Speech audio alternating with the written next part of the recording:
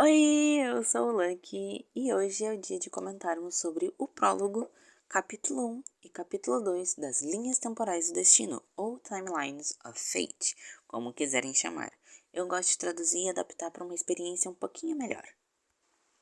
Lembrando que, novamente, tudo que eu irei falar nesse vídeo será baseado nas minhas opiniões, no meu conhecimento, na minha interpretação e sentimentos com o que foi apresentado durante a história nova desse segundo arco de Cookie Run Kingdom.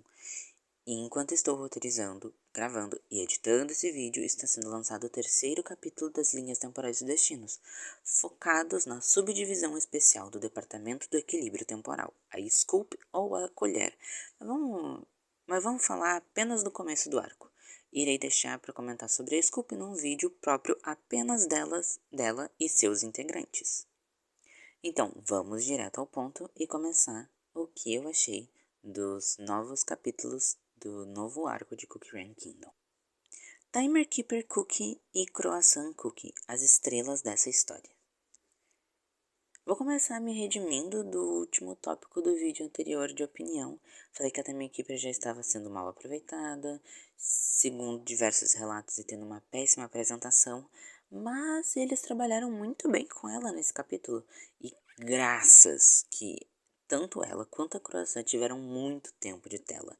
Eu realmente achei as duas personagens extremamente carismáticas e divertidas de acompanhar. A Timekeeper é incrível, que personagem boa de acompanhar, eu gostei muito dela. Ela analisando todos os fatos, indo pro futuro, pegando tudo que ela precisa para fazer diferente com que e o que ela precisa deixar acontecer pro futuro seguir corretamente, sabe? Foi muito legal ver esse lado detalhista dela, mas ao mesmo tempo ela não chega a ser chata em nenhum momento, ela é muito carismática, extremamente, tipo, divertida de acompanhar. Mesmo ela analisando as situações, ela não parece ter um tom sério de que o negócio é pesado. Eu gostei disso, tipo assim, ela é uma personagem que lida com o tempo. Ela já tá acostumada com isso, então, tipo assim, é só mais um passeio no parque pra ela. Então, tipo, tudo meio que parece divertido. E eu gostei disso na personagem. Gostei muito mesmo. E é muito legal de acompanhar esse lado mais bobo e divertido que ela tem, que vem nas melhores horas possíveis. Tipo, ela falando, the end of time. Ou quando ela vai falar com a Holly Berry e os outros ancients dela, ela fala, eu acho que está na hora das apresentações. Aí ela, em vez de falar o nome dela normalmente, eu sou a Timekeeper, ela fala, Timekeeper Cookie. Tipo, ela faz todo um drama pra falar o nome dela, eu achei muito divertido e muito descontraído pro tom do capítulo, sabe? E sim, eu acabei realmente gostando muito da personagem, mas na minha opinião, o que não muda é que ela ainda tá meio nerfada, porque, né? Eles bufaram demais o Shadow Milk e isso é um assunto pra depois. Mas comparado a Timekeeper, que deveria ser, tipo assim, a bambambam do negócio do tempo, tipo, do nada o Shadow Milk parece ser um pouquinho mais forte do que ela, o que fica tipo, que? Como assim? Ele tá mexendo com isso ontem. Como é que ele tá melhor do que essa mulher que tem muitos anos de experiência, sabe? Tipo, não tem nexo pra mim. Mas tudo bem. Isso é assunto para outro momento. E agora falando da croissant, porque eu já falei bastante da Timekeeper, tudo que eu disse pra uma vale pra outra. Mas eu achei que a Croissant, perdão, ela tem uma cara muito de protagonista. E isso foi muito bom. E uma ótima protagonista, por sinal. Ela me conquistou muito mais que o Ginger Brave em todos esses anos de gameplay, em todos esses anos de história. Ela é, é realmente interessante de acompanhar ela. Ela é determinada, competente, inteligente e realmente esforçada. Eu acho que o plano dela foi muito interessante. Ela conseguiu enganar por um momento a Ash Salt e junto enganar o próprio Shadow Milk. Tipo, ai gente, essa barata azul é uma piada. Eu não aguento ele. Eu quero realmente ver mais da Croissant Cookie. Pena que ela em gameplay em si não é tão útil, mas também não é medíocre. Ela realmente me conquistou de uma forma que eu não esperava. Eu gostei muito do personagem. Shadow Milk, a grande piada. Por onde eu começo? Mais uma vez. Novamente falando mal desse palhaço ridículo, o Shadow Milk se tornou extremamente exaustivo. É chato só de ver o sprite dele em cena, até porque esse filho da puta deve ter mais de 40 sprites, tipo, toda atualização ele ganha sprite novo. Eu acho isso absurdo. O boneco com toda certeza com mais sprites dessa bosta e ainda gastam dinheiro pra fazer sprite feio como essa porra. Olha isso, não, isso é muito feio. Me dá dor só de ver. Enquanto isso, a Ash salta toda capenga com uns 4 sprites, nem isso, mas enfim. Parando de bullying com ele, mesmo que ele mereça, e muito. Agora, realmente falando muito sério. O personagem dele está extremamente cansativo. Eu tinha vontade simplesmente de pular toda a cena. Todos os diálogos dele são monólogos, chatos, longos. Tudo sobre ele querer fazer um grande show, ele ser a estrela, que agora ele vai fazer, vai acontecer, se vingar de todo mundo, vai ser o terrível, ou até ele perder a paciência com algum personagem, tipo a Croissant Cookie, e começar a gritar porque estão tomando muito tempo de tela dele, ele é o verdadeiro protagonista. Ele não poderia estar ficando mais vazio e superficial do que isso. É chato de acompanhar ele em tela.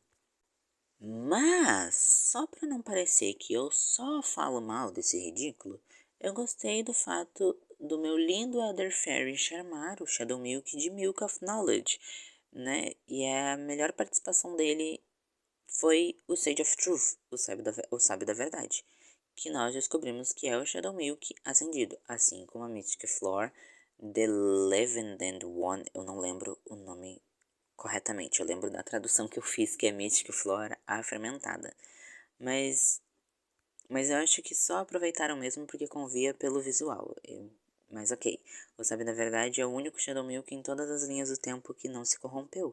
Achei legal mostrar que ele é podre, não importa a linha temporal, mas achei uma merda que o Shadow Milk mais legal não teve uma fala dublada. Achei isso bem ridículo. Enquanto todo o outro Shadow Milk, que é chato, exaustivo de acompanhar, tem todas as falas dubladas. E sinceramente, eu acho que nem vamos ver tanto o Shadow Milk como vilão nos próximos capítulos, porque pelo menos 2 capítulos próximos agora vão se focar apenas na Scope, e depois no Ananas Dragon e no Wind Archer corrompido no próximo mês. Então vamos ter pelo menos uns 4 updates aí com uma folga bem grande do Shadow Milk pra gente na maior parte do tempo. Até porque o Shadow Milk como vilão em si nem tem o que mostrar. Ele já tirou tanta força da bunda que o cara do nada acessa as linhas do tempo, muda a linha do tempo, faz uma verificação temporal, uma anomalia nunca antes vista e coloca um manto de defesa pra ninguém acessar a linha modificada? Tipo, da onde, cara? Essa parte eu achei muito forçada e eu acho desanimador ele já terem dado tanto poder pro Shadow Milk, porque o Sábio da Verdade falou que o Shadow Milk tem o poder da massa do Ultimate Cookie, o resto de poder da sua Soul Gem e até das outras bestas, e tem um terceiro poder misterioso que eles precisam descobrir o que é. Deveria ser a magia do lado escuro da lua, mas eu não sei se eles vão voltar com isso, porque falaram nisso na atualização dele e cagaram nesse conceito super legal. E falando sobre as outras bestas, já que eu acabei de falar das Soul Gems delas, tivemos um pequeno deslumbre delas, da pior maneira possível. Eu espero do fundo do meu ser que o Shadow Milk estivesse imitando elas porque ele é um esquizofrênico, um maníaco, e não porque as bestas estão vivas por um fio dentro da cabeça desse bosta. Me diz que é só loucura na cabeça dele. Eu não quero aceitar as bestas vivas naquele corpo. Não, de jeito nenhum. Soul Gems, as verdadeiras culpadas de tudo. Agora algo que eu achei um plot twist, mas também odiei do fundo do meu coração, foi a interação da Soul Gems com o Elder Fairy Cookie. Descansa em paz, meu querido, você só aparece nessa história para tomar chumbo, ô coitado. Realmente é um belo par para White Lily Cookie. Dito isso, Elder Lily para sempre, ou Elder Salt, amo.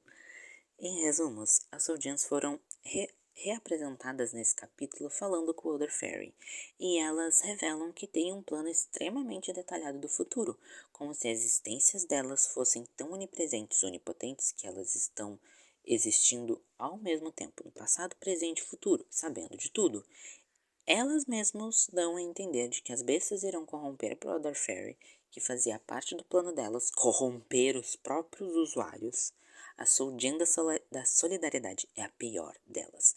Ela fala que seus usuários são sempre sacrifícios, são mártires. E eu fiquei tipo, caralho, cadê a paz? Cadê a solidariedade do teu conceito, desgraçada? Nossa, pensem, elas arquitetaram tudo de ruim que aconteceu com todas as bestas e Ancients. E falaram pro Elder Fairy, ô meu irmão, colabora ou tu leva chumbo, entendeu? Vamos resolver na porrada se tu abrir teu bico. E eu fico tão triste, porque o que eu entendia, e acho que quase o fandom inteiro entendia, era que as Soldians eram representações físicas de conceitos abstratos que se manifestavam no mundo, dando poder a cookies que carregavam os mesmos conceitos em suas personalidades e essências. Era algo misterioso, mágico, místico, etéreo, sabe?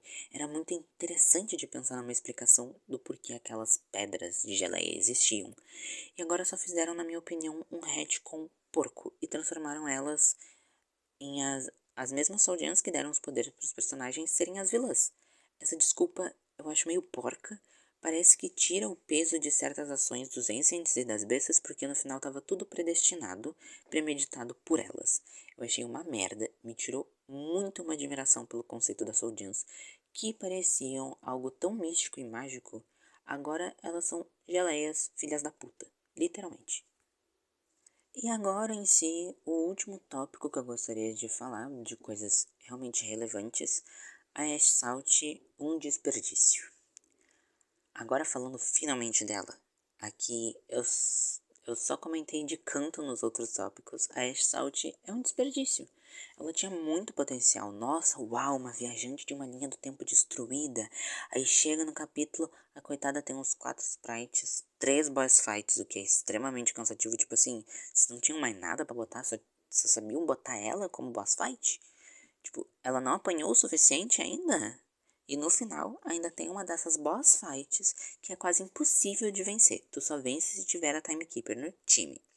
Aí tu pensa, meu Deus, a Cookie deve ser um monstro na gameplay.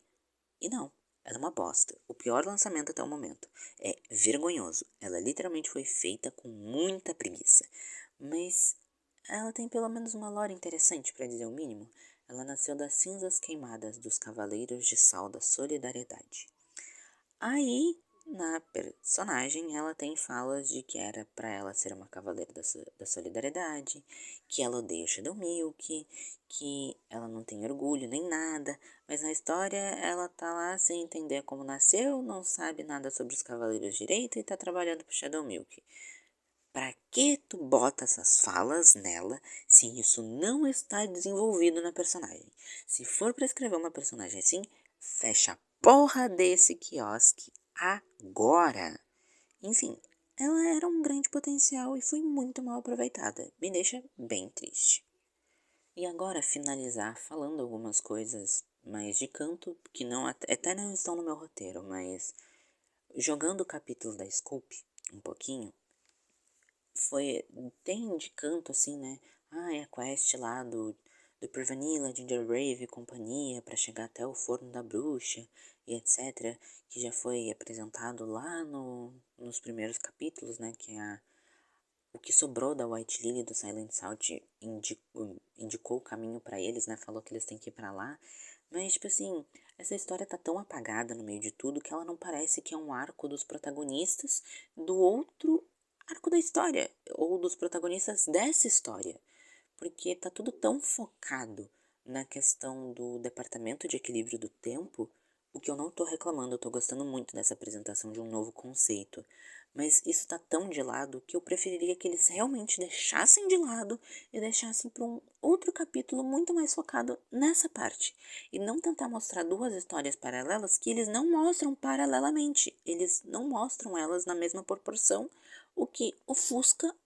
uma história, não deixa a outra brilhar, sabe? Então, eu preferiria que esse arco dos protagonistas estivesse sendo não desenvolvido no momento, porque ele está sendo desenvolvido de background e isso tá horrível.